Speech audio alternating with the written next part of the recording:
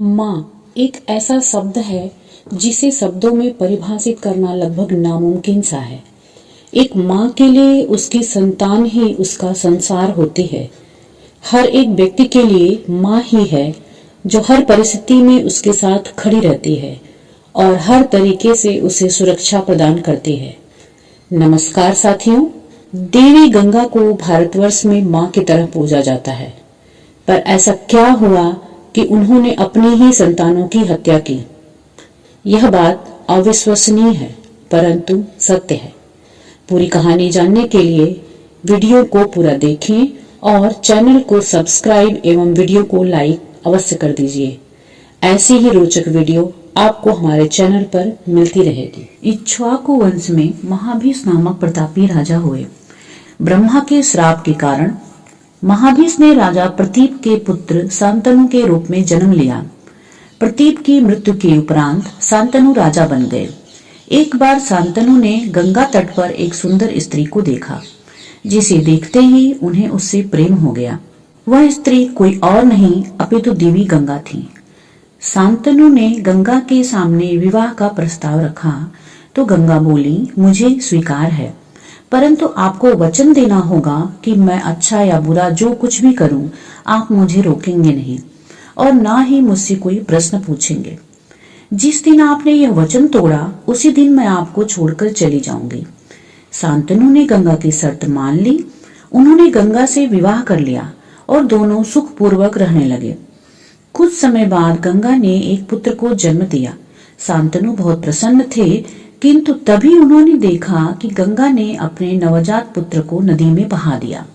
शांतनु को बहुत क्रोध आया, लेकिन वह गंगा की शर्त से बंधे थे, इसलिए उन्होंने गंगा से कोई प्रश्न नहीं किया।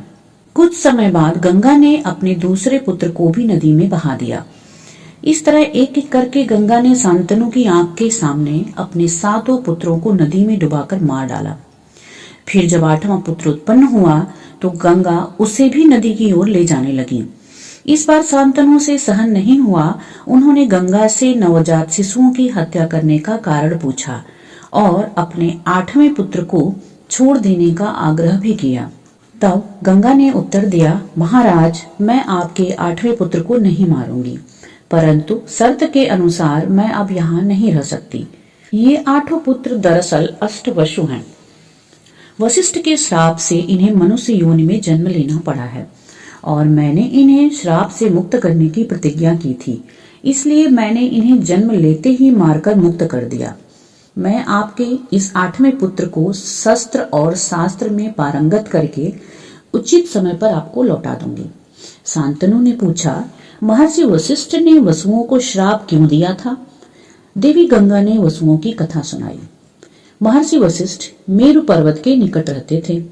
कामधेनु की पुत्री नंदिनी भी उनके साथ ही रहती थी।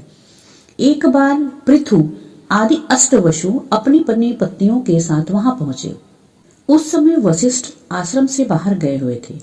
उन 8 में से देव नामक एक वसु की पत्नी की दृष्टि नंदिनी पर पड़ गई। उसने देव से कहा कि वह उसके लिए नंदिनी का हरण कर ले आए। देव ने अपने भाइयों के साथ मिलकर वशिष्ठ की नंदिनी गाय को चुरा लिया। वशिष्ठ जब आश्रम लौटे तो उन्हें नंदिनी नहीं मिली। उन्हें दिव्य दृष्टि से पता लग गया कि वसुओं ने उनकी गाय चुराई है। तब वशिष्ठ ने वसुओं को श्राप दे दिया कि वसुओं ने मेरी गाय का हरण किया है, इसलिए उन्हें मनुष्य योनि में जन्म लेना होगा। वसुओं ने वशिष्ठ से क्षमा मांगी और उन्हें उनकी नंदिनी लौटा दी। तब महर्षि वशिष्ठ ने कहा, तुम में से 7 वसु तो एक वर्ष में ही मनुष्य योनि से मुक्त हो जाओगे, किंतु नंदिनी को चुराने वाले इस देव वसु को बहुत लंबे समय तक मृत्युलोक में रहना होगा। यह कथा सुनकर गंगा ने शांतनु से कहा, आपके पहले 7 पुत्र थे वही वसु, जिन्हें मैंने नदी में बहाकर मनुष्य योनि से मुक्त कर दिया, परंतु यह अंतिम बालक देव वशिष्ठ के श्राप के कारण चिरकाल तक मनुष्य लोक में रहेगा। यह कहकर गंगा अपने 8वें पुत्र को साथ लेकर अंतर्ध्यान हो गईं। बाद में वही 8वां पुत्र, वही 8वां वसु गंगा पुत्र भीष्म के नाम से विख्यात हुआ।